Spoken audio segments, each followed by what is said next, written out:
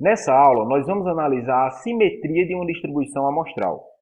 Duas medidas estatísticas em particular, as medidas de assimetria e curtose, nos serão úteis para que possamos comparar a distribuição amostral em estudo com uma importante distribuição, chamada distribuição normal. A distribuição normal é útil para se estudar e explicar inúmeros fenômenos das áreas das engenharias e demais ciências exatas, nas áreas sociais, bem como nas áreas da saúde. A distribuição normal é uma distribuição teórica, extremamente útil para análise de problemas e situações reais, que são objetos de estudo dos mais variados ramos da ciência. O gráfico da distribuição normal, também chamada de distribuição de Gauss, tem a forma de um sino, como mostrado aqui. No eixo horizontal tem-se os valores das variáveis e no eixo vertical os valores da frequência relativa, a mesma que utilizamos nas tabelas de frequência, e que aqui pode ser entendida como probabilidade. Em distribuições amostrais que se comportam como uma distribuição normal, nota-se que os valores que estão próximos à média, a exemplo dos valores x1 e x2, possuem altos valores de frequência relativa. Dessa maneira, são os valores mais prováveis de serem encontrados na amostra. Em outras palavras, se estivéssemos estudando uma amostra com idades e os valores para x1 e x2 fossem 22 e 25 anos, respectivamente, as pessoas com essas idades teriam uma maior chance de serem encontradas na amostra do que pessoas com idades menores do que 22 anos ou maiores do que 25 anos. Em uma análise mais geral, quanto mais próximo da média estiver a idade da pessoa, maior a chance dela ser encontrada na amostra. Logo, valores extremos, ou muito baixos ou muito altos, possuem pouca chance de serem encontrados na amostra. Aqui tem-se alguns exemplos de variáveis que podem ser distribuídas aproximadamente como a distribuição normal. Pode-se citar alturas, pesos e outras características físicas de humanos e outros animais, erros de medidas em experimentos científicos, medidas em fósseis, os tempos de reações químicas, as medidas de inteligência e aptidão física, exemplo do QI, ou análise de aptidão física para atletas, pontuações em testes psicológicos variados e da área da nutrição, e numerosas medidas e indicadores econômicos. Observe esse exemplo na área social e da economia. No eixo horizontal, tem-se a quantidade de salários mínimos que as famílias recebem. Já no eixo vertical, tem-se as alíquotas médias utilizadas para determinar o percentual de imposto sobre o rendimento dessas famílias. Essa distribuição aproxima-se da distribuição normal. Veja esse outro exemplo. Agora tem-se a sobremortalidade masculina por idade, comparando o ano de 1991 com o ano 2000. No ano 2000, a sobremortalidade para a idade de 20 anos foi igual a 3,5. Isso significa que o número de mortes de homens foi 3,5 vezes o número de mortes de mulheres aos 20 anos de idade. Observe que essa distribuição também se aproxima da distribuição normal. Aqui também tem-se a sobremortalidade masculina, mas compare-se o ano de 2000 com o ano de 2010. Mais uma vez, apresenta características da distribuição normal. Nesse exemplo, tem-se o quociente de inteligência, o QI. Veja que a maior parte das pessoas, 68,26%, apresenta um QI entre 85 e 115. Possuir um QI entre 50 e 70 é tão improvável quanto possuir entre 130 e 145. Como último exemplo, tem-se a pirâmide etária do Brasil para 2017. A faixa central traz as idades, agrupadas em classes. Acima temos as porcentagens para homens e abaixo as porcentagens para mulheres. Dessa forma, as variáveis aqui exemplificadas são apenas algumas das várias variáveis que apresentam distribuições próximas à distribuição normal. Dessa maneira, as medidas de assimetria e curtose vão servir para mostrar o quão próxima a distribuição da variável estudada está da distribuição normal. Partiremos assim para a análise da assimetria. Essa medida quantificará o grau de assimetria que a distribuição possui. O grau de assimetria mede o quanto que uma distribuição se afasta do seu eixo de simetria. E esse eixo de simetria passa pela média da distribuição amostral. Assim, Uma distribuição simétrica é aquela em que os valores estão igualmente distribuídos à esquerda e à direita do eixo de simetria.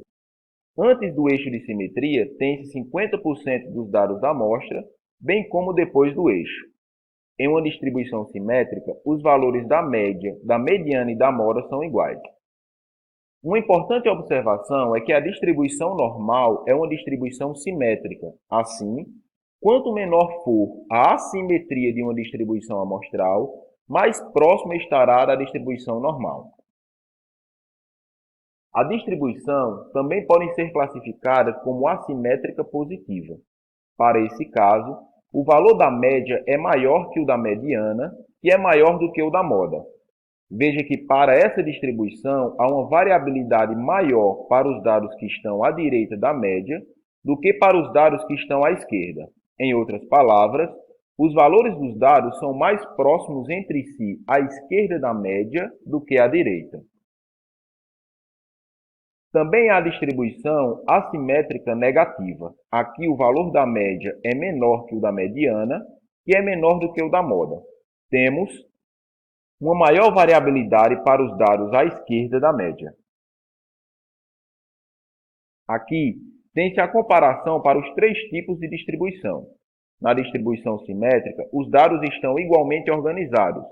Na distribuição positiva, há uma maior variabilidade à direita da média. E, na distribuição negativa, uma variabilidade maior à esquerda da média. Vamos então para o cálculo dos coeficientes de assimetria. O grau de assimetria pode ser obtido pelo cálculo dos coeficientes de Pearson. Para o primeiro coeficiente de Pearson, precisa-se obter a média, a moda e o desvio padrão. Ele relaciona a distância da média para a moda com a variabilidade da amostra, através do desvio padrão. O segundo coeficiente de assimetria pode ser calculado conhecendo-se os quartis da amostra. Ele relaciona o Q1 e o Q2, que é a mediana, e o Q3. Realiza-se a análise da seguinte forma. Se os coeficientes forem zero, não há assimetria. Logo, a distribuição é simétrica. Se os coeficientes forem positivos, a distribuição é classificada como assimétrica positiva. Se os coeficientes forem negativos, a distribuição é classificada como assimétrica negativa. É importante destacar que os valores dos coeficientes não precisam ser iguais, mas devem levar à mesma conclusão sobre a assimetria. Como exemplo, vamos classificar a seguinte distribuição quanto à simetria. Tem-se um total de 35 valores, agrupados em 6 classes, com amplitudes iguais a 10. O menor valor da amostra é 120, já o maior, 180. A amplitude amostral é igual a 60, obtida da subtração do 180 menos o 120. Tem-se também a coluna dos pontos médios e a coluna dos produtos PMI vezes FI. Sabe-se que a média é obtida pela soma dos produtos PMI vezes FI, dividida pelo total de dados, 35. A média, então, é 145. Para o cálculo dos quartis para dados agrupados, é necessário identificar as classes que guardam as posições n sobre 4 para o Q1, n sobre 2 para o Q2 e 3n sobre 4 para o Q3.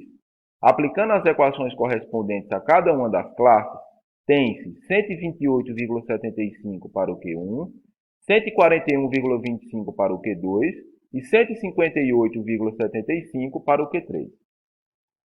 Para o cálculo da moda, vamos aplicar a equação de Kurzbach à classe de maior frequência. Aplicando essa equação à primeira classe, com frequência simples igual a 10, tens ΔI igual a 10, ΔI igual a 3, a soma dos deltas 13. Dessa forma, temos para a moda o valor 127,69. Vamos obter agora a variância e o desvio padrão. A última coluna traz os produtos dos pontos médios menos a média ao quadrado pelas frequências, obtendo como soma 11.000. Assim, a variância amostral é obtida da divisão do 11.000 por 34. A variância é igual a 323,53. O desvio padrão, dessa forma, a raiz quadrada da variância igual a 17,98. Com isso, temos todas as medidas estatísticas necessárias para calcular os coeficientes de Pearson. O primeiro coeficiente, dado pela média menos a moda dividido pelo desvio padrão, é igual a 0,96. O segundo coeficiente, relacionando os quartis, igual a 0,17. Assim, como os coeficientes são positivos, a distribuição apresenta assimetria positiva. Dessa maneira, finalizamos aqui o estudo sobre a simetria de uma distribuição amostral.